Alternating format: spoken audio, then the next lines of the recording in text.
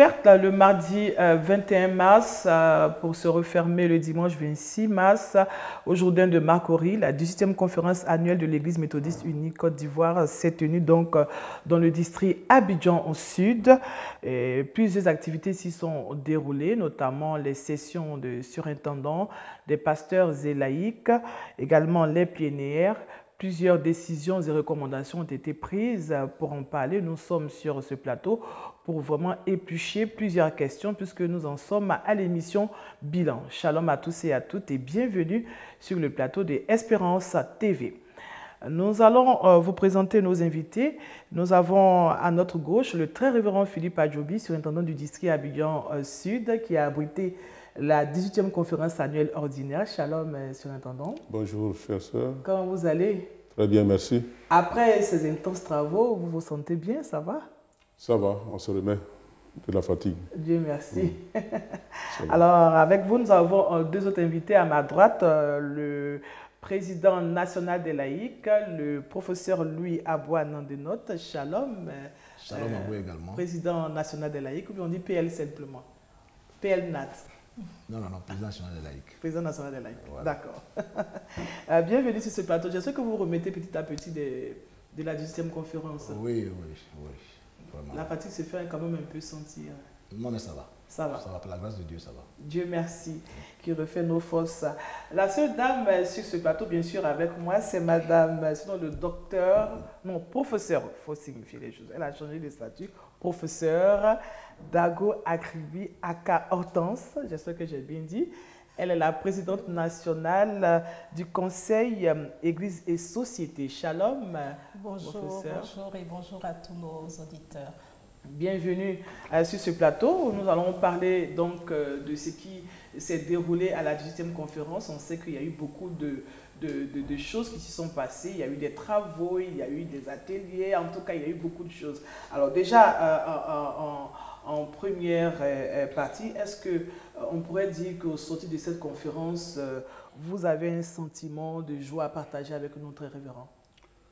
Bien sûr que nous avons été très honorés de recevoir tous les frères et sœurs venus de tous les coins de la Côte d'Ivoire, Oui. et aussi des pays africains, comme aussi les États-Unis. Oui. C'était un grand honneur pour nous et nous en rendons grâce au Seigneur. Vous avez accueilli en moyenne combien de personnes, si c'est pas... Il faut compter, les délégués étaient au nombre de 500 délégués, 500 et plus, peut-être pas exactement, mais un peu plus. Et puis les alentours de cette grande réunion au sommet, c'était en tout 1000 personnes que nous avions embrassées pendant tout le temps du déroulement des assises jusqu'à la fin. Et le culte de clôture a donné lieu à une affluence de tout le peuple méthodiste qui est venu pour se réjouir de l'appel que Dieu a adressé à 10 des frères et sœurs qui sont venus au ministère pastoral. Amen. Et donc, comme d'habitude, le peuple de Dieu a répondu massivement à ce culte de clôture. Amen. Merci, très révérend. Alors, président national des laïcs, quel est votre sentiment après cette 18e conférence? C'est un sentiment de joie. J'allais dire joie immense, parce que cette conférence a connu une grande affluence, et ce qui a donné lieu à des résolutions et des recommandations pertinentes qui vont donc œuvrer dans le sens du développement de l'Église. Voilà. Vous partagez le même avis, professeur? Oui, tout à fait. Vous savez que c'est un moment charnière et très important dans notre Église, puisque c'est le moment où nous nous mettons tous en commun pour voir comment marche l'Église et surtout quelles recommandations faire. Et notre Église, qui est, bon, il y a la conférence, il y a tous les districts qui étaient tous représentés, il y a toutes les structures, les institutions de l'Église qui étaient là également. Donc il y avait les points saillants qui ressortaient, on faisait un bilan, mais également on voyait les perspectives. Et donc c'était un moment très fort pour montrer aussi à la société société, la dynamique de notre Église. Donc c'était vraiment tout simplement merveilleux, surtout que c'était très lié aussi au thème de notre année ecclésiale, Église et tradition. C'était très beau et très fort spirituellement. Vraiment, on se rend compte que le pari de la mobilisation a été gagné, très révérend. Oui, on peut le dire ainsi, parce que nous avions en tout cas été très heureux de l'affluence, aussi bien de la grande mobilisation des délégués, qui ont été très réguliers aux assises, aux réunions, et de tout le district d'Abidjan Sud aussi qui s'est mobilisé pour offrir l'accueil, pour apporter à manger, pour tenir les différents aspects de l'organisation. Et donc, ça a été pour nous une très grande joie d'avoir réussi à maintenir et à maîtriser cette 18e conférence. Est-ce qu'il y a eu quand même quelques ratés que vous voudriez partager avec nous? Il y a eu quelques ratés, surtout au début, à l'ouverture, j'allais dire, parce que les délégués sont venus le mardi 21 chercher leurs documents. Et puis, bon, Dieu merci, les documents étaient là, donc ils ont pu récupérer leurs documents. Mais c'est au niveau de l'hébergement qu'il y a eu vraiment beaucoup de difficultés. Parce que le lieu que nous avions pressenti pour accueillir un grand nombre de délégués s'est ouvert tardivement. Et donc, les dispositions n'étaient pas comme l'aurions souhaité. Oui. Si bien que les délégués s'y sont rendus et ont eu vraiment un problème d'eau. Et donc, ce qui a failli vraiment mettre un peu sur les nerfs certains d'entre eux qui nous ont dit, en tout cas, beaucoup de choses qui ne sont pas bien à dire ici. Mais disons qu'après, on a pu rattraper tout cela et les choses sont allées dans le bon sens, dans ce que nous voulons. Voilà. Dieu merci. Donc, alors. nous bénissons le Seigneur qui nous a été d'un secours certain pour nous permettre de nous restituer pour que la conférence se tienne dans les meilleures conditions possibles.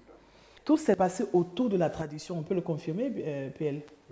Oui, autour de la tradition, parce que depuis l'année dernière, c'est le thème qui a été mis en œuvre par l'Église méthodiste unie Côte d'Ivoire. Et cette année, nous attendions le retour des districts, n'est-ce pas? Parce que les districts ont travaillé sur la base d'un questionnaire qui a été soumis par la commission scientifique. Mais les remontées se sont faites un peu tardivement, n'est-ce pas? Et c'est pour cela que nous avons opté cette année de parler de la pharmacopée. D'accord. Voilà. Je pense qu'on va revenir par rapport à cette partie qui fait vraiment un point d'honneur dans cette conférence. Il s'agit de la conversation sur l'œuvre de Dieu. Alors, est-ce qu'on peut dire que les travaux se sont passés vraiment dans de bonnes conditions, dans une atmosphère apaisée, déjà avec la session des surintendants, très révérend? Bien sûr que nous avions débuté par la session pastorale, la session de tous les pasteurs. La session des surintendants s'est tenue en dehors du journal de Marcory, mais aussi s'est tenue dans de bonnes conditions. Et puis nous avions vraiment commencé la conférence avec les deux sessions. La session pastorale qui s'était réunie au temple le journal de Marcory et la session laïque qui s'était réunie au temple Cité de Grâce d'Anumambo. Et donc les deux sessions se sont bien déroulées. Et du côté des pasteurs, c'était que tous les pasteurs ont répondu à l'appel, en dehors de ceux qui sont à l'extérieur. Mais sinon, ça s'est passé dans les meilleures conditions et le plan de travail qui avait été arrêté avait été suivi et toutes les questions ont été traitées avec beaucoup de joie. Amen. Il en est de même pour la session laïque? Oui, la session laïque se déroule dans de très bonnes conditions. Il faut dire qu'en prélude de cette session laïque, il y a eu l'assemblée annuelle ordinaire des laïcs, qui s'est tenue donc au Temple Galilée Padou de Cuy, 3 semaines qu'on appelle plus tôt. Et au cours de cette assemblée, nous avons défini le programme de la session laïque de la conférence, n'est-ce pas? Et nous avons sonné la mobilisation. Ce qui a fait qu'à la session laïque, nous attendions 234 délégués et il y a 230 qui ont répondu présents. Voilà. Et c'est la première fois, de mémoire du président national des laïcs, que nous voyons une très grande influence et la participation des laïcs a été active, n'est-ce pas? Puisque les thématiques ont été définies lors de l'Assemblée annuelle ordinaire. Plutôt, donc, nous avons donc abordé ces différents points avec beaucoup plus d'aisance. Voilà. Qu'est-ce qui a joué justement à la faveur de cette mobilisation au niveau des laïcs? C'est vrai qu'il y a eu en prélude à cela, il y a eu quand même une rencontre, mais est-ce qu'il y a eu encore d'autres moyens que vous avez utilisés pour mobiliser vraiment les laïcs? Oui, puisque vous savez que les décisions qui sont prises à la conférence sont appliquées, les recommandations, les résolutions sont appliquées par toute l'Église, et surtout au niveau des districts. Alors, nous avons donc mis sur la table, nous avons recensé, n'est-ce pas, les défis auxquels l'Église est confrontée, n'est-ce pas, et nous avons essayé à notre manière, au niveau des laïcs, d'apporter des réponses. Voilà. Et comme ce sont des défis qui sont d'actualité, donc les laïcs se sont sentis concernés. Donc, ils sont venus vraiment, j'allais dire que la mobilisation était grande, et ils ont apporté leur contribution, voilà, pour faire avancer qu'on appelle la discussion au niveau de l'Église. Je vais me tourner vers la présidente de l'Église et Société. Est-ce que ce n'est pas le thème qui a aussi un impact sur les laïcs? Ils se sont sentis concernés, les gens se sont sentis dans leur élément. Ce n'est pas ça aussi qui a joué à la faveur de cette grande mobilisation au niveau du laïcat? Je pense que oui, ça a joué également, mais il faut dire que on a senti la place de l'Église dans la société, parce que vous savez, aujourd'hui, quand on regarde un peu toute l'actualité, on est tous interpellés par tout ce qui se passe. Et c'est important que l'Église puisse aussi prendre position par rapport à tous ces faits de société. Et cela s'est fait aussi bien au niveau du clergé qu'au niveau des laïcs. Alors, le PL le disait tout à l'heure, les rencontres se font au niveau du bureau des laïcs, avec donc les présidents des laïcs des districts qui sont là. Mais tous les présidents ne peuvent pas venir, puisqu'il y a des présidents de laïcs de districts de l'intérieur. Mais les informations sont relayées. Et c'est important de pouvoir venir montrer sa position. Sinon, les autres vont montrer leur position et si vous n'êtes pas là, vous ne pouvez pas la défendre. Donc, je crois que parler même du thème, qui est vraiment un thème d'actualité, puisque aujourd'hui, chacun se pose la question, comment vivre ma foi au regard de mes traditions, au regard de ma culture? Ça, c'est un premier point, mais également comment l'Église va se positionner par rapport à des faits d'actualité. Je crois que le bishop, dans son adresse, a soulevé tous ces points qui vont être certainement repris ici par le très révérend et par le président national des laïcs. Mais il fallait être là. Oui. Il fallait être là. Il fallait aussi pouvoir parler des réalités des districts. On a vu qu'il y a eu des découpages qui ont été faits pour certains circuits. Il faut être présent. Et donc, je crois que tout cet engouement a montré que le peuple de Dieu est intéressé par ce qui se passe dans son Église et qu'effectivement, il ne faut pas laisser la chaise vide, il faut venir échanger, donner des positions et c'est ensemble qu'on peut avancer en pleine nous avec Jésus-Christ. Amen. Je voudrais ajouter que la session laïque, n'est-ce pas, s'est articulée autour du volet, n'est-ce pas, réservé aux laïcs dans le plan stratégique. Oui. Voilà, surtout l'axe 4, ressources. Et à ce niveau-là, nous avons donc trois axes, trois grands axes. Il y a le renforcement des capacités des laïcs, de tout le monde de l'Église, parce comme laïcs, dans le domaine de la connaissance de l'Église, du leadership et de la bonne gouvernance, la mobilisation des ressources pour le développement de l'Église, et puis le renforcement du positionnement de l'Église au plan national et international. Donc ce sont trois axes qui intéressent beaucoup les laïcs. Et nous avons demandé d'apporter leur contribution, n'est-ce pas, dans la mise en œuvre de ces axes-là, qui ont été déclinés en objectifs. Oui. Voilà. Donc ils se devaient venir pour apporter leur contribution. Parce que, comme elle a dit, ici on ne peut pas pratiquer la politique de la chaise vide. Oui. Parce que l'Église a besoin de la communion des uns et des autres pour avancer. C'est vraiment à notre avantage que la discipline nous regarde. Oui. Voilà, nous sommes l'Église dans sa position d'éveil de conscience, n'est-ce pas, de sentinelle, doit montrer l'exemple à la société. Nous avons rappelé cela. Nous accompagnons les pasteurs, n'est-ce pas, dans, qu'on appelle, nous mobilisons des ressources pour accompagner l'action pastorale. Oui. Et pour mobiliser les ressources, il faut être présent. Il faut mettre la main à la pâte, comme on dit. Il faut être au charbon. Voilà, c'est ce que nous devons rappeler aux laïcs. Il y a également eu la session plénière où tout le monde s'est retrouvé au temple Jourdain de Marcory pour encore discuter autour de plusieurs sujets, mais on a vu que les laïcs ont été primés et des laïcs qui ont été honorés pour leur contribution financière. Alors que quand on écoute le président national des laïcs, on se rend compte que l'Église, c'est un tout. Mais on se rend compte qu'on honore les laïcs, enfin des districts, par rapport à la contribution financière. Est-ce qu'on peut expliquer un peu ce petit paradoxe? Vous avez bien fait de rectifier. Voilà. On parle des laïcs, c'est les districts qui ont été récompensés. C'est ça, les districts. Voilà. Les districts sont dirigés par des surintendants qui sont secondés par les présidents des laïcs des districts. Donc c'est en synergie d'action, n'est-ce pas, qu'ils ont travaillé. Parce que dans les districts, vous avez le corps pastoral, n'est-ce pas, et puis vous avez les responsables laïcs qui ont travaillé ensemble pour aboutir à ces résultats-là. C'est comme ça que l'église méthodiste marche. L'église wesleyenne. D'accord. Voilà, d'obéissance wesleyenne. C'est comment l'église wesleyenne fonctionne.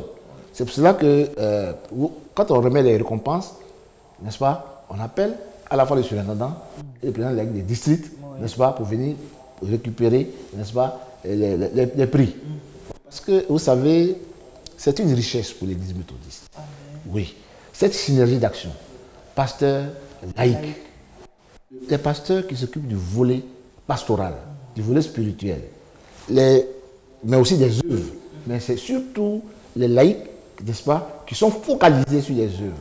Et quand on met les deux ensemble, avec l'enseignement des pasteurs, nous aboutissons à des résultats qui émerveillent la société.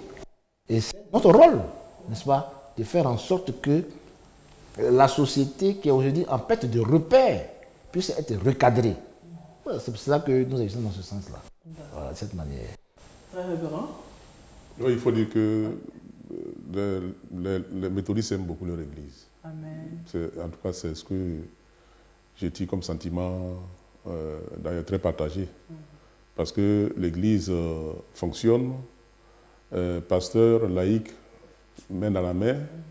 Nous cherchons les meilleures marques pour permettre à l'église d'évoluer et d'intensifier son témoignage. Et donc, tout ce qui se fait vise cet objectif-là, de pouvoir donc avancer, mais aussi former, équiper, édifier la foi des fidèles. Et donc,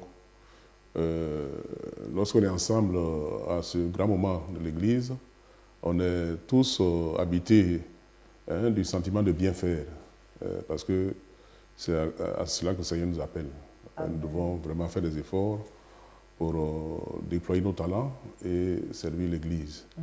Et quand l'Église en vient aux récompenses des districts, c'est encore un moment très fort pour dire que ce que les églises locales dispersées dans tout le territoire de la Côte d'Ivoire, toutes ces églises font, ne passe pas inaperçu. Que l'Église veille sur le mouvement général, l'Église, le bishop en particulier, et aussi son équipe au sommet de l'Église. Et donc, quand vient le moment de la récompense, on sent qu'on n'a pas fait des efforts envers. On sent qu'on a travaillé. Le Seigneur nous récompensera bien sûr le dernier jour, lorsque nous serons devant lui là-bas. Mais ici, déjà, c'est des petits signes qui montrent que nous sommes solidaires, que nous partageons les joies et les peines aussi de l'Église. Et quand vient le moment de la récompense, c'est vraiment un grand moment. Et je vais saluer donc les responsables des finances et de l'administration qui nous ont habitués à ces chapitres de récompense. Ça fait du bien à tout le peuple de Dieu. Gloire à Dieu. Alors, si vous nous prenez en marche, vous êtes à l'émission bilan de la 18e conférence annuelle ordinaire de l'Église méthodiste unie Côte d'Ivoire. Et nous recevons sur ce plateau le très révérend Philippe Adjoubi, surintendant du district Abidjan Sud, qui a reçu cette 18e conférence, et le président national des laïcs, le professeur Louis Abois. Et nous n'oublions pas le professeur Dago Aka Akribi, qui est avec nous, qui est la présidente nationale du Conseil Église et Société. Je me tourne d'ailleurs vers vous. Il y a ce point culminant, la conversation sur l'œuvre de Dieu qui fait partie vraiment intégrante de la conférence. Qu'est-ce que c'est? Est-ce que vous pouvez nous présenter cet aspect de la conférence? Alors, d'un point de vue général, la conversation sur l'œuvre de Dieu est un moment très fort dans l'Église où il y a un point, une thématique qui va être développée et qui permet justement à tout le peuple de Dieu réuni, c'est-à-dire les délégués, les invités, tous ceux qui sont intéressés par cette conférence et par les assises, toutes ces personnes-là, de partager un point de vue particulier sur lequel l'Église va mettre un accent. Et on a eu donc différentes conversations sur l'œuvre de Dieu qui ressortent donc chaque année, qui permettent après un exposé.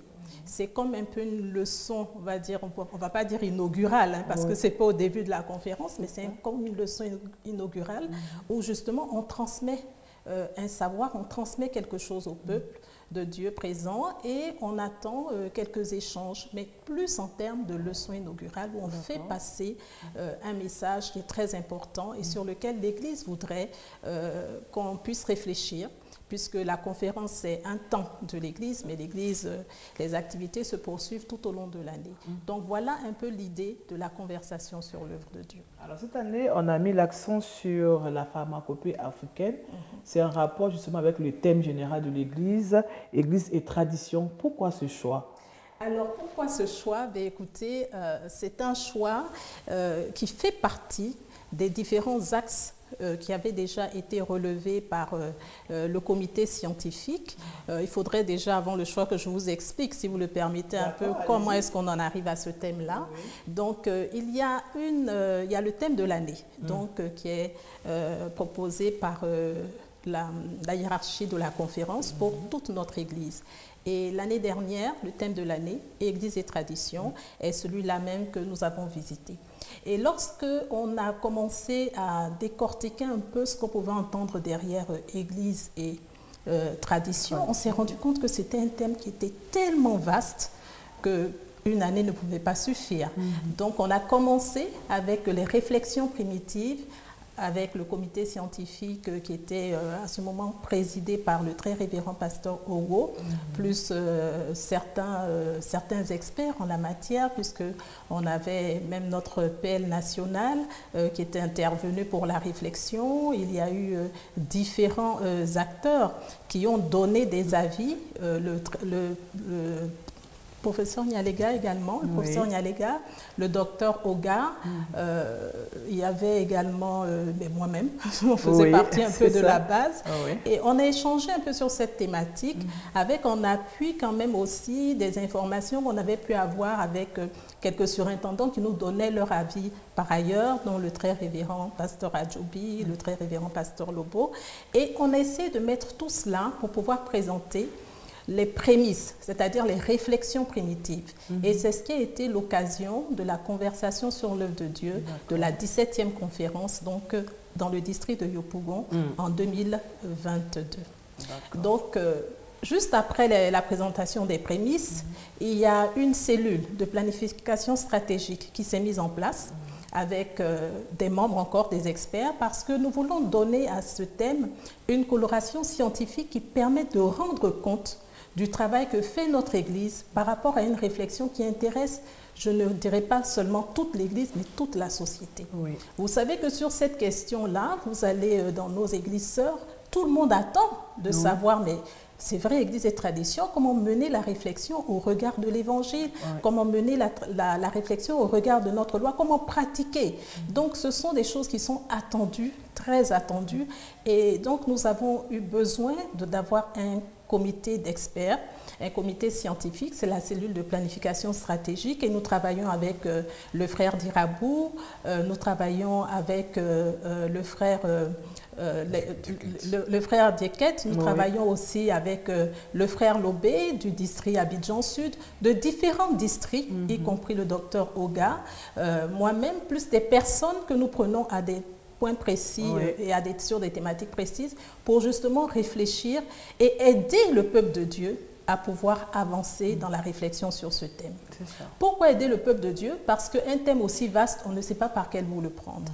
Donc, à la suite de cette réflexion, nous avons élaboré un questionnaire en disant il faut aller vers les personnes responsables dans les synodes pour pouvoir tirer les informations nécessaires pour voir comment réfléchir sur le thème et puis surtout comment apporter un élément pratique par rapport à ce thème. Et donc, à la suite de ce questionnaire qui a été développé, nous avons eu une rencontre pour former des formateurs, donc des délégués qui viennent des différents synodes, pour les former à retourner donc au cours des synodes de 2023 dans leur base pour faire remonter les informations. Et donc, nous sommes en attente de toutes ces informations qui portaient sur les premiers axes de la question. C'était l'idée de Dieu, c'était également tout ce qui concerne le matrilignage, le patrilignage, c'était toutes les questions de cycle de vie, la naissance, la mort, toutes les questions autour aussi des traditions de prière. Et puis, il y avait un axe, la pharmacopée, qu'on n'avait pas vraiment développé dans les questions. Mais pour cette conférence... Mais on a eu l'impression que dans la plupart des synodes, c'est beaucoup plus le mariage, la dot, ce sont ces questions qui sont ressorties. Les cycles de vie et les événements. Donc, ce sont ces éléments qui sont ressortis. Et nous attendions donc la remontée des questionnaires pour en faire une présentation au cours de cette conférence. Mais nous avons à ce jour 26 districts. Nous n'avons 27 districts. Nous n'avons pu avoir que la remontée de 9 districts. Sur les 27 districts. Sur les 27 districts. Donc, ça a encore profité de l'émission pour faire un appel à tous les responsables de districts pour qu'on puisse effectivement avoir ces informations. Pourquoi c'est important? Parce qu'en faisant remonter les informations à la cellule stratégique qui réfléchit, on va pouvoir donc voir ce qu'il y a lieu de dire par rapport aux différents axes, mais également comment est-ce que dans la vie quotidienne, parce que le chrétien, il est dans la vie quotidienne et dans la société, comment vivre son évangile, comment émettre des réflexions, qu'est-ce qu'il faut faire, et chacun au regard, effectivement, de la parole de Dieu. Donc, pour revenir à notre thème. Pour revenir à notre thème, étant donné que nous n'avons pas eu tous ces éléments que nous attendons et que nous espérons avoir pour la prochaine conférence, nous nous sommes rendus compte qu'il y avait le thème sur la pharmacopée qui n'avait pas été autant développé. Et nous savons, parce qu'au cours des premiers échanges du comité scientifique, que c'était aussi un thème qui était très cher à notre bishop et au cabinet. Du coup, nous avons dit, mais très bien, il serait intéressant de pouvoir inviter un spécialiste, donc en l'occurrence, on a appelé le professeur Faufier, qui est pharmacienne et qui est au département de pharmacie. Elle fait la pharmacognosie. Et donc, vraiment un spécialiste de tout ce qui est médicaments, on va dire plantes. On va dire plantes d'abord. On a voulu, et avec l'orientation du PL national, nous avons invité M. Adou, qui lui-même est praticien de santé. Et puis, nous avons donc eu également le professeur Owo, qui nous a instruit sur la théologie et la pharmacopée. Donc, voilà comment est-ce qu'on a pu faire un panel qui permettait d'avoir une orientation scientifique qui part de la plante aux médicaments. Et puis ensuite, cette expérience très pratique de M. Adou, avec des témoignages d'ailleurs de personnes qui ont pu donc utiliser ces médicaments. Et puis la partie théologique qui a été reprise par le très révérend pasteur professeur Owo. D'accord. Donc il y a eu du travail qui a été fait en amont. Et vous pensez que ce travail a porté du fruit, hein? Ben, écoutez, nous, en général, on juge un peu en regardant l'Assemblée. On n'a pas vu trop de mouvement vers la porte de sortie. Donc, on s'est dit que ça intéressait. Et ce qui nous a aussi encouragé finalement dans cela, dans l'intérêt qui était porté, c'était les questions. On s'est rendu compte qu'il y avait énormément de questions, mais c'était une conversation sur l'œuvre de Dieu avec des questions limitées. Et donc, nous pensons revenir déjà et partager aux responsables des districts ce qui a été fait au cours de cette conversation pour alimenter leur propre conversation, parce que la phytothérapie n'est pas forcément la même d'une région à une autre, pour que cela puisse être creusé et puis pour pouvoir effectivement aller vers quelque chose plus scientifique, de beaucoup plus cadré, qui serait un apport de notre Église par rapport à la pharmacopée et par rapport à nos traditions. Merci, professeur. En tout cas, dans cette conférence, il y a eu une innovation très révérente. On a vu, comme c'est vous qui avez abouti justement cette 18e conférence, on a vu des ordinateurs un peu partout dans le temple. Oui. C'est la première fois qu'on voit ça. En tout cas, pendant qu'on parle de pharmacopée africaine, on voit des ordinateurs, bon, église et tradition, bon. Si, c'est une innovation de taille que nous avons apportée. Les collègues, les frères, pasteurs et laïcs au niveau du district, en tout cas, moi, j'étais surpris de voir le décor au niveau de l'Assemblée où on a pu disposer autrement les gens, oui. les délégués, que ce que nous avions l'habitude de faire. On s'asseyait comme si on était à l'église. Cette fois-ci, on a innové, oui. Mettant une table devant, un ordinateur. Ça a apporté du le surintendant, le secrétaire, le président des laïcs sont les premiers assis en face. Et donc, ça a été une grande innovation. C'était une surprise que nous avons voulu faire à toute la conférence. Et je pense que ça va peut-être donner, pour les prochaines fois, ça va peut-être inciter les autres à en faire peut-être mieux, plus que ce que nous avions fait. Oui. Mais je voudrais remercier tout à fait l'équipe, oui. N'est-ce pas, qui a été conduite par le professeur Hortense pour l'excellent travail qui est fait au niveau de la présentation, de la conversation sur l'œuvre de Dieu. Parce que par le passé, lorsque nous étions venus trouver les pères fondateurs, comme ça qu'ils les appellent, les doyens à la foi, parfois la conversation de Dieu donnait lieu à un moment où on donnait un thème à un pasteur qui réfléchissait et qui venait donc faire un genre d'exposé tout seul. Maintenant, de plus en plus, on a changé de méthode et c'est l'approche scientifique et tout cela qui fait que ça donne vraiment quelque chose de nouveau. Et l'Église profite donc des connaissances qui existent autour de ce thème-là pour se repositionner. C'est une excellente chose. Je voudrais en féliciter le PL et son équipe pour cette approche scientifique de plus en plus de nos thèmes à la conférence. Je crois que ça, c'est quelque chose qui nous permet d'avoir des éléments sûrs. Je vous avoue que l'année dernière, quand on avait fini sur la question des veuves et orphelins, il y a des chercheurs qui sont venus et qui ont été orientés vers moi pour demander les documents. Alors je leur ai dit, mais non, mais il faudrait peut-être approcher le président de laïc qui serait mieux pour apporter ces éléments. Et donc c'est une très bonne chose. Je voudrais en féliciter vraiment le PL et le professeur pour cet excellent travail.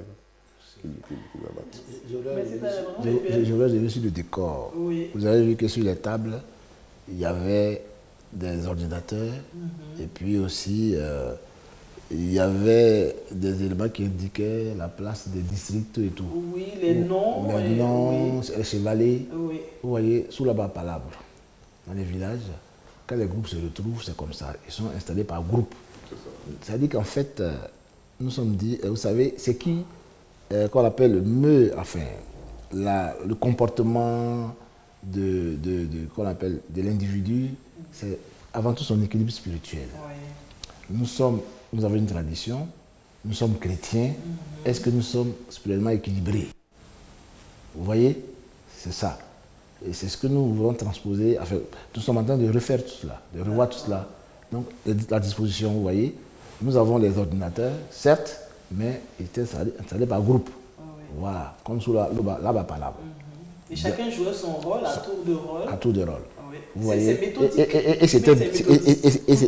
c'était à la fois méthodique et méthodiste. D'accord. Voilà. Et c'était bien coordonné. Amen. Bien coordonné et ça a été fortement apprécié par nos visiteurs, les visiteurs qui sont venus à la conférence. Justement. Voilà. On s'est rendu compte que cette conférence, il y a eu quand même beaucoup d'innovation. Hein. C'était la conférence où il y a eu... Est-ce qu'on peut dire que c'est la conférence où il y a eu beaucoup plus d'innovation? Oui.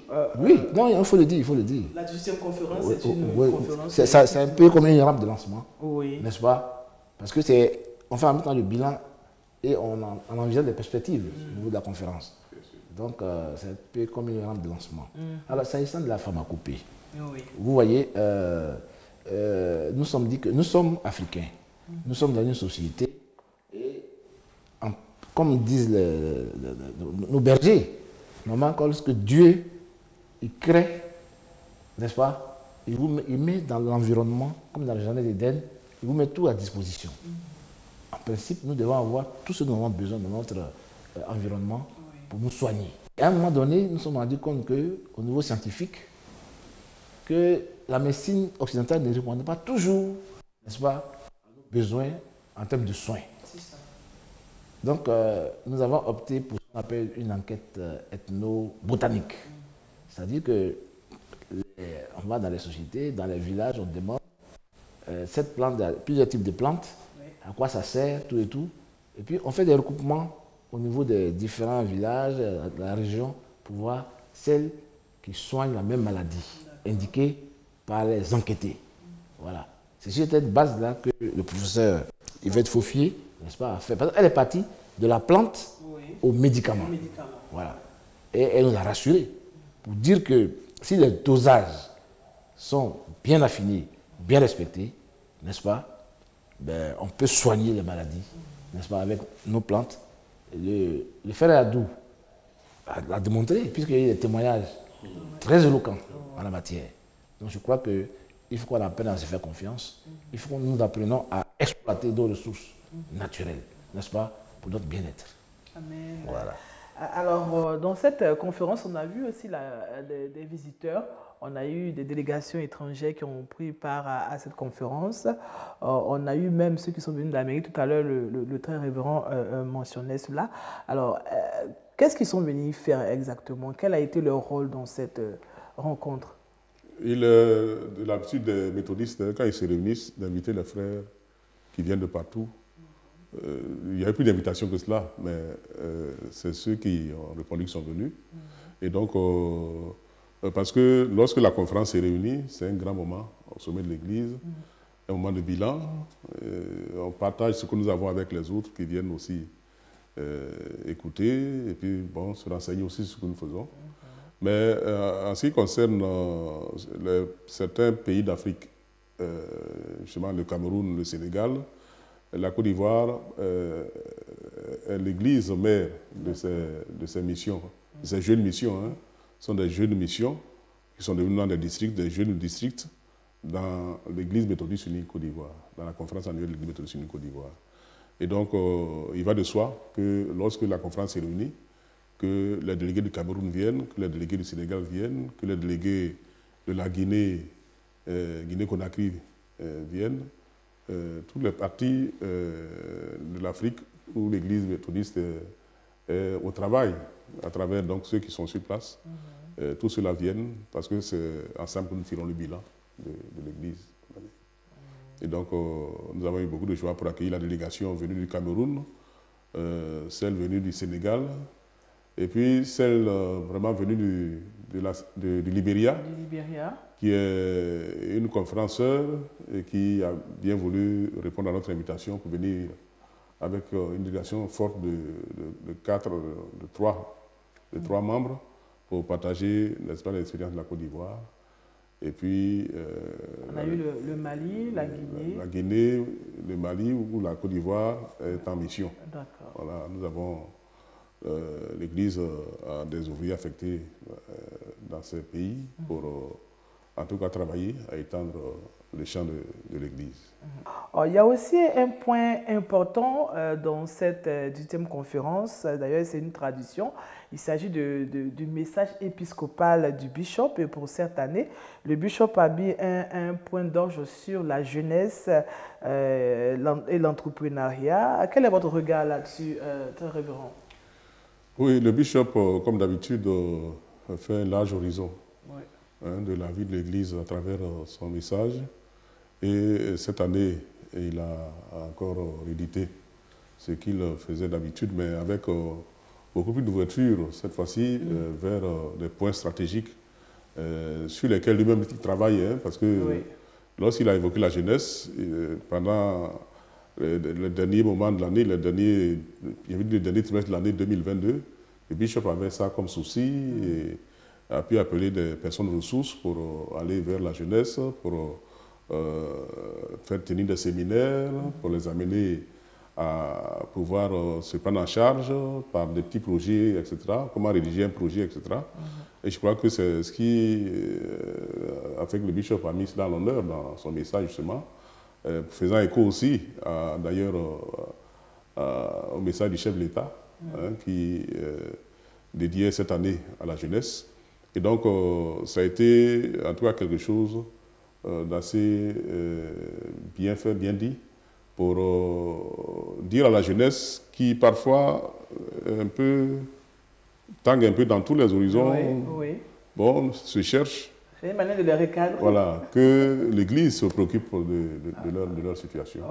Et l'Église cherche les voies et moyens pour les aider à pouvoir s'insérer dans la société et apporter leur contribution à la vie de la nation. Donc c'est une très, très belle initiative. Nous avons tous été très heureux de cette part belle faite à la jeunesse.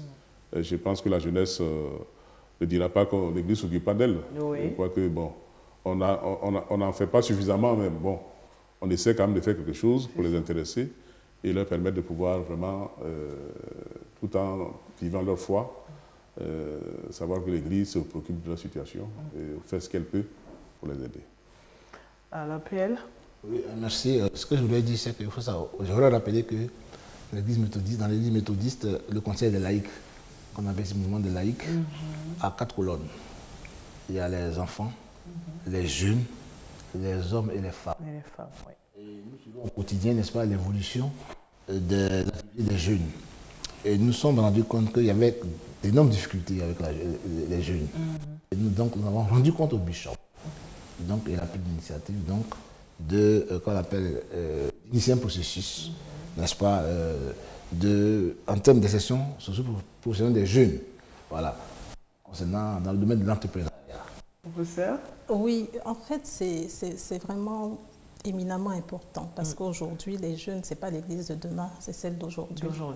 C'est celle d'aujourd'hui et je crois que l'interpellation, c'est vrai, c'est faite pour le bishop à un haut niveau, mais le fonctionnement de l'Église nous demande, nous, des gens en Église locale, qu'est-ce que nous faisons? Il faut qu'aujourd'hui, chaque Église locale soit préoccupée de ce que devient sa jeunesse. Et vous savez, très souvent, on part de l'idée qu'il faut faire du bénévolat. Les jeunes doivent pouvoir donner. Aujourd'hui, ça ne marche pas. Le constat est clair. Nous avons des jeunes qui n'ont pas forcément de moyens personnels. Donc, quand ils viennent aider à l'église, quand c'est possible, il faut que chaque église locale puisse émettre une réflexion de ce qu'on peut faire pour aider ces jeunes.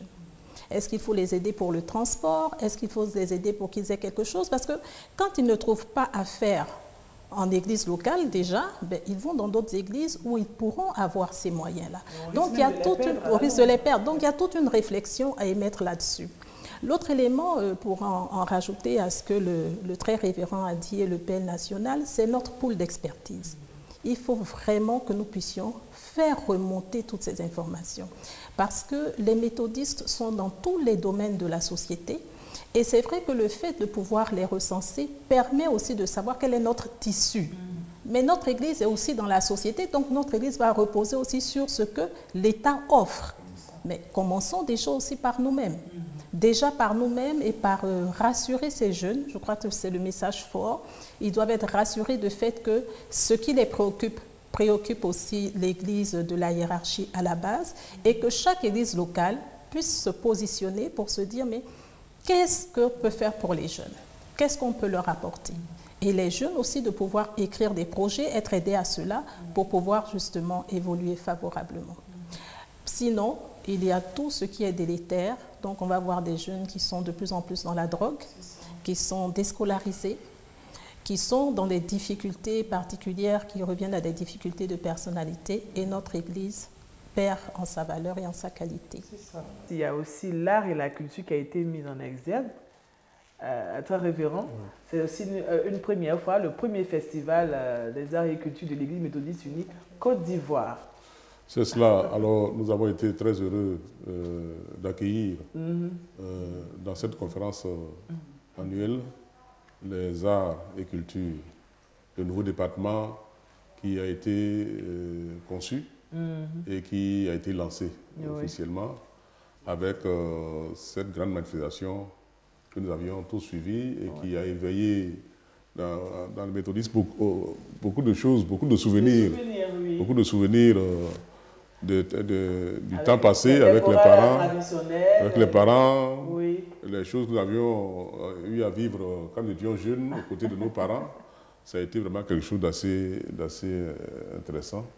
Et je pense que c'est un bon départ pour ce nouveau département, que dorénavant, sûrement que dans les conférences, le bishop l'a dit, on va vraiment ouvrir ce chapitre-là pour qu'il y ait un moment récréatif où on partage un peu, on se rappelle un peu le passé, où on entre un peu dans la joie avec les chorales et tout cela. Je crois que c'est une très bonne chose. Et nous avons été très heureux au niveau d'Abidjan Sud d'avoir été le disciple pionnier à voir partir ce nouveau département. Voilà, ce festival. Moi, je voulais revenir sur ce point-là, oui. Sur le volet culinaire. Vous voyez, aujourd'hui, nous sommes, j'allais dire, victimes de plusieurs types de maladies. Parce que nous mangeons, j'allais dire, beaucoup de choses.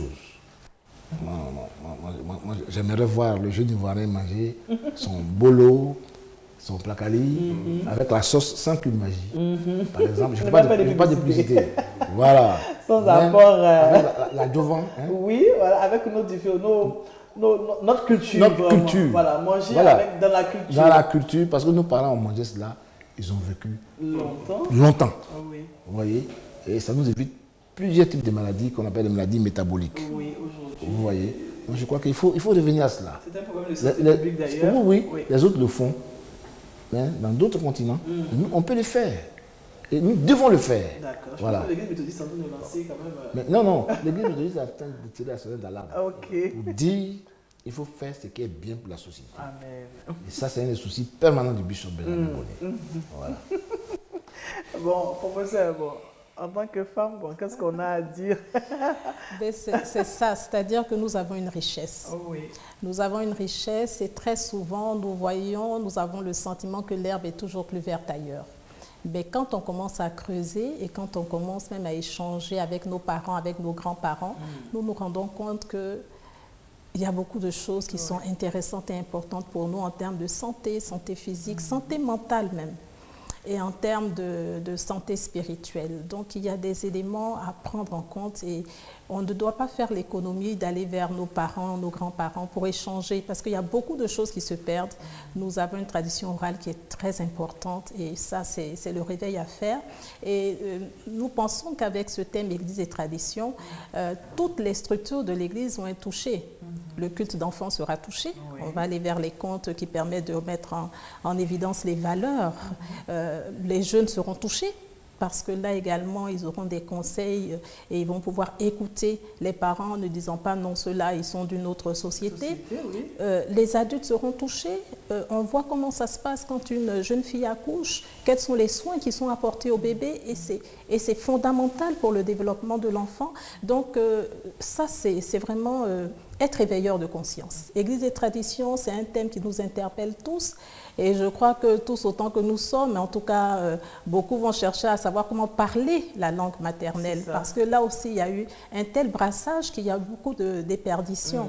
Et c'est important de pouvoir revenir à cela parce que c'est ça, l'identité, la personnalité. En tout cas, l'Église méthodiste unie nous permet de repartir, de revenir à nos sources. Je pense que c'est très intéressant. Cette 18e conférence également a donné lieu à plusieurs décisions et recommandations. On a eu le culte d'action de grâce, le culte du dimanche. Et à ce culte, nous avons eu la lecture des recommandations et décisions qui ont été prises au cours de cette conférence. Nous avons eu un point également qui nous a frappé. Il s'agit de la décentralisation des conférences à partir donc, de l'année prochaine. On ira à l'intérieur. Alors, quel est votre avis sur la question? C'est bienvenu? C'est une occasion. Parce que ce qu'on a vu à Abidjan Sud, est-ce qu'on pourra reproduire ça à quelque part? Bon. Juste pour digresser. Alors, quel est votre avis là-dessus, sur cette nouvelle décision? Je pense que l'Église, en tout cas, est en avant. Oui. L'Église marche. Et cette année, nous avons célébré le 38e anniversaire de l'autonomie. Et justement, le bishop dans le projet qu'il a lu pour introduire justement les conférences tournantes. Il a fait allusion aux 38 ans de l'aveugle couché au bord de la piscine de Bethesda et qui a reçu la visite de Jésus, qui lui a dit « Prends ton lit, lève-toi et marche ». Et donc, le moment est venu pour l'Église de se lever pour marcher. Parce que lorsque nous accédions à l'autonomie, c'est vrai que nous avions réuni les conditions, mais c'était que les choses n'étaient pas aussi au point.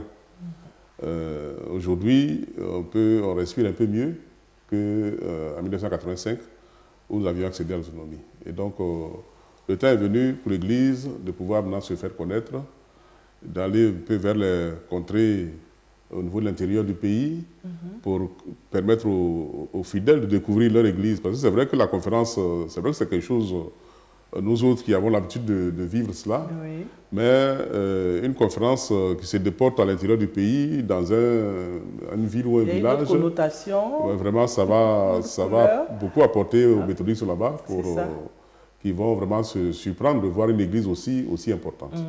Et donc c'est là tout l'intérêt des conférences tournantes que le bishop a fait annoncer, que la conférence a adopté, que le bishop a fait annoncer. Donc, je crois que bon, chacun va s'essayer à partir de ce que nous vivons régulièrement à Abidjan ici, dans les décides d'Abidjan. Bon, à l'intérieur, les collègues, les frères et les sœurs laïcs vont aller en imagination pour trouver les éléments pour apporter de nouveau à la conférence. Et donc, en tout cas, je souhaite bon vent à tous ceux qui ont été cités, qui vont accueillir la conférence les années à venir. Ça va s'alterner. Hein? Oui, ça va s'alterner. Une année à l'intérieur du pays, une autre année à Abidjan, une année à l'intérieur du pays. C'est une très bonne chose. C'est une bonne chose. PL? Non, je crois que c'est une idée qui va nous permettre de revisiter un peu l'histoire de notre Église. Vous voyez, et puis la vie d'une société obéit à un cycle. À un moment donné, il faut revenir à la base pour innover. Je ne veux pas que l'année prochaine, nous serons en 2024, nous allons fêter les 110 ans de l'Église méthodiste unie Côte d'Ivoire. N'est-ce pas? Et le premier district de l'Église méthodiste, le district de Grand Bassam. Oui, Grand Bassam. Voilà, donc nous marchons dans les traces de notre histoire. Nous, comme on appelle notre histoire, réalisons notre histoire, c'est pas des grands bassins, et puis ça a aussi vocation d'évangélisation. Voilà. Il y a une forte mobilisation dans le grand bassin, peut-être qu'il y a au-delà des grands bassins, n'est-ce pas, de l'ancien grand bassin. C'est ça. Oui, parce que nous sommes entrés, le méthodisme est entré en Côte d'Ivoire par l'ancien district des grands bassins, à Languanou. Tout cela va permettre, n'est-ce pas, de remobiliser les troupes, n'est-ce pas. Comme je disais, cette année 2023, là, la conférence qui a eu lieu à Abidjan Sud, c'est une rampe de lancement, n'est-ce pas, pour les nouveaux défis à relever l'Église du Côte d'Ivoire. Voilà, parce que dans les traditions, il y a aussi le volet santé de la reproduction, n'est-ce pas? Voilà, le volet respect de l'éthique familiale. Oui. Tout, c'est un tout. Oui. C'est un tout. Voilà. Comme le professeur Alphonse l'a dit, c'est vraiment un thème vaste qui touche vraiment beaucoup d'aspects dans notre vie. De notre vie. D'accord. D'accord.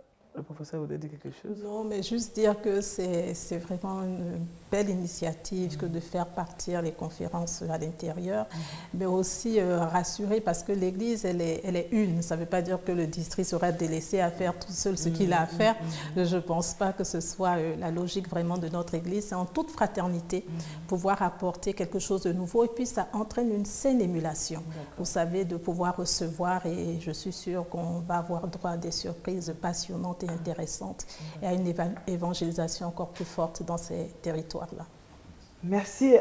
Nous avons également, c'est vrai que nous sommes déjà à quelques minutes, quelques secondes de la fin de cette émission bilan. Déjà, on peut aussi repartir avec cette idée de nouveaux pasteurs qui viennent agrandir le rang des bergers de notre Église. Cette année, nous avons eu 10 pasteurs consacrés, une femme, 9 hommes. 10 nouveaux pasteurs, c'est important.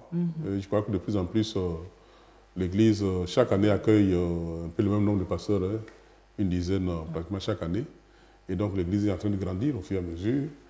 le nombre de bergers aussi s'agrandit. Oui, et tout cela, c'est bon signe hein, pour que les églises qui viennent, n'est-ce pas, soient bien encadrées, que les fidèles soient bien encadrés.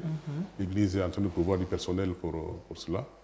Et nous bénissons le Seigneur de ce que 10 nouveaux pasteurs consacrés sont venus enrichir le nombre que nous sommes pour nous porter maintenant au-delà de 260 pasteurs. On n'est pas encore nombreux hein, par rapport à d'autres conférences où on compte 1000, 1500 pasteurs, on n'est pas encore nombreux. Mais petit à petit, l'Église est en train de tisser sa toile et donc c'est quelque chose d'assez heureux. Hein, saluer les collègues qui sont venus nous trouver.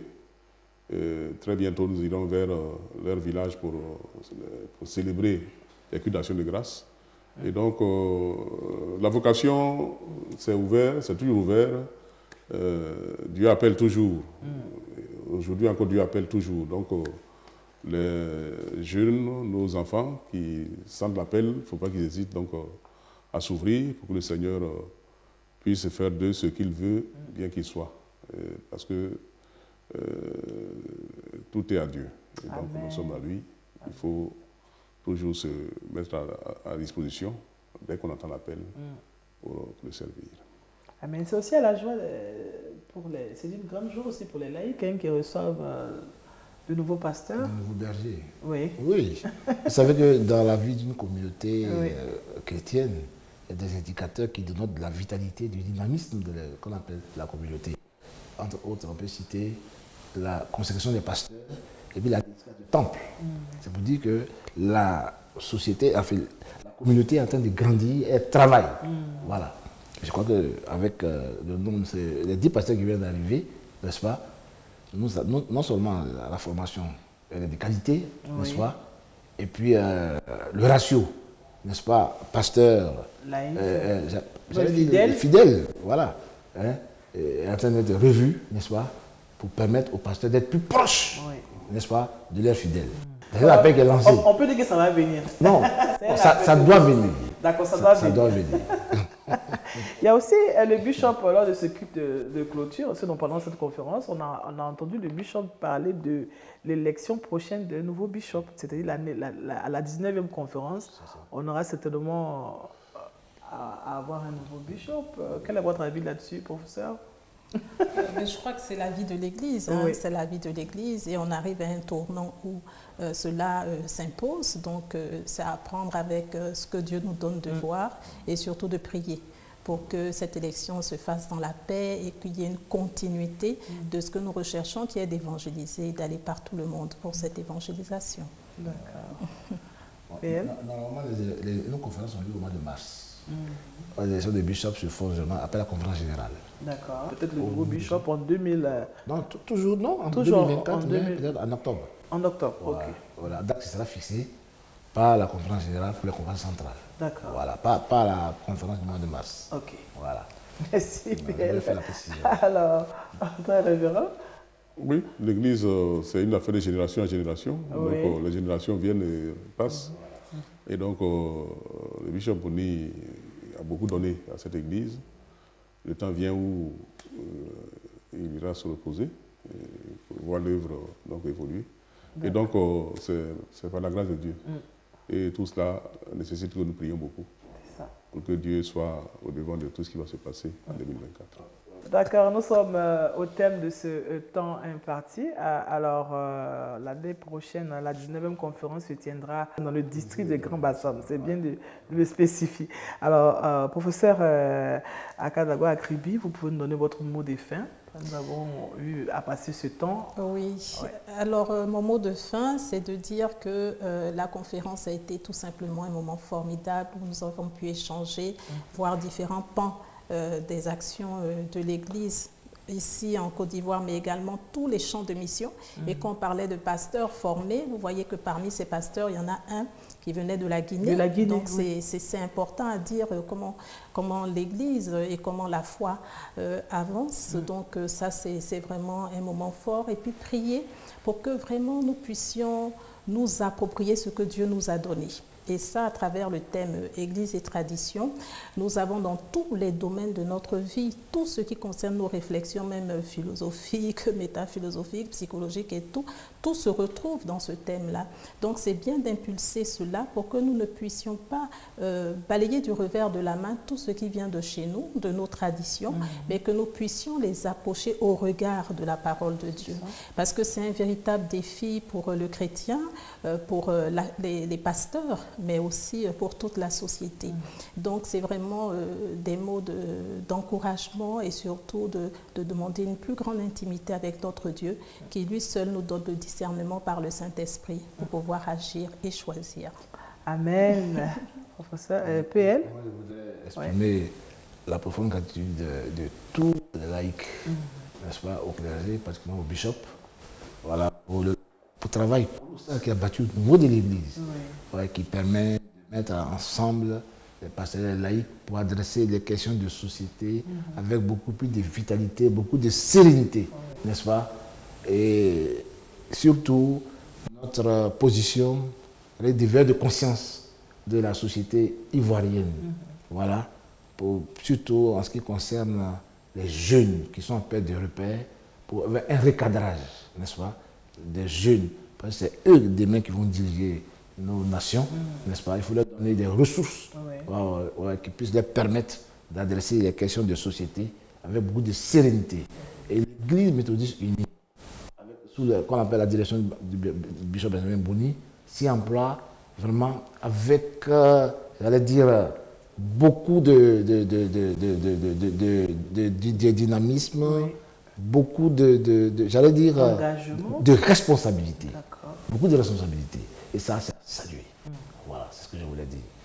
Merci, PL. Donc, tous les pasteurs et tous les laïcs pour l'engagement, pour, j'allais dire, le dévouement dans la cause du Seigneur. Voilà. Parce que nous travaillons la main dans la main, n'est-ce pas, pour faire avancer l'Église, mais surtout la société ivoirienne. Merci PL. Surintendant, nous nous tournons vers vous. Oui, ça a été pour nous un grand honneur de recevoir la 18e conférence annuelle. Et nous tenons vraiment à dire merci au bishop et au président de l'AIC, à toute l'administration de la conférence, pour la confiance qui nous a été faite d'accueillir cette 18e conférence. Et puis, bon, qui a jeté des bases sur beaucoup de choses que nous allons voir évoluer.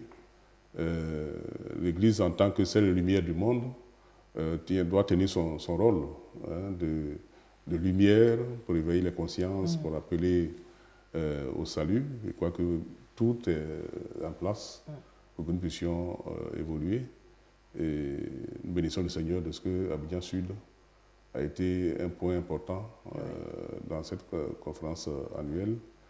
Et nous bénissons le Seigneur de ce que, à partir de là, la conférence va devoir donc aller dans plusieurs directions vers l'intérieur. Nous saluons les collègues dans les différents districts qui vont accueillir donc les prochaines conférences. Que l'honneur soit à notre Dieu qui nous a fait tant de bien, qui nous a soutenus et qui nous a permis de tenir toutes nos promesses par sa grâce jusqu'à la fin. Amen. Merci au très révérend Philippe Adjobi, surintendant du district Abidjan Sud, au professeur Louis Aboua Nandenote, président national du mouvement laïque de l'Église méthodiste unie Côte d'Ivoire, et au professeur Akadago Akribi Hortense, présidente nationale du Conseil Église des sociétés, avec qui nous avons passé ce temps, chers téléspectateurs de Espérance TV. Ainsi s'achève l'émission bilan de la 18e conférence annuelle ordinaire de l'Église méthodiste unie Côte d'Ivoire. Le rendez-vous est pris pour la 19e dans le district de Grand Bassam concernant justement la prochaine conférence. Que Dieu vous bénisse et puis on vous souhaite de passer un très bon moment en compagnie de Espérance TV. Au revoir.